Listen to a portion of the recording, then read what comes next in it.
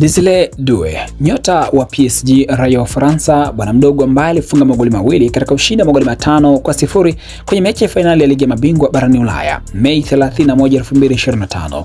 Doué anaungana na wachezaji wengine wachache walio kufanya hivyo katika finali za ligi ya mabingwa barani Ulaya.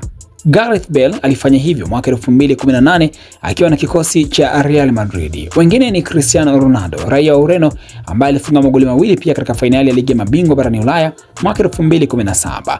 Diego Milito mwaka 2010 akiwa na kikosi cha Inter Milan, naye pia alifunga magoli mawili katika mchezo wa finali ya ligi ya mabingwa. Filippo Inzaghi mwaka 2007 akiwa na kikosi cha AC Milan, naye pia ni miongoni mwa waliofunga magoli mawili. Wengine ni Hernan Crespo mwaka 2005 akiwa na kikosi cha AC Milan, alifumania nyavu mara mbili katika mechi ya finali. Lakini pia Harry Heinz Riedel mwaka 1997 akiwa na kikosi cha Borussia Dortmund, alifunga magoli mawili katika mechi ya finali. Lakini ni Daniel Massaro mwaka 1994 akiwa na kikosi cha AC Milan, naye pia alifumania magoli mawili katika mchezo wa finali. Doué anatengeneza rekodi pia kipekee baada ya kusababisha ama kuhusika katika magoli 3 katika mchezo mmoja wa finali katika ushindi wa 5-0 wa PSG.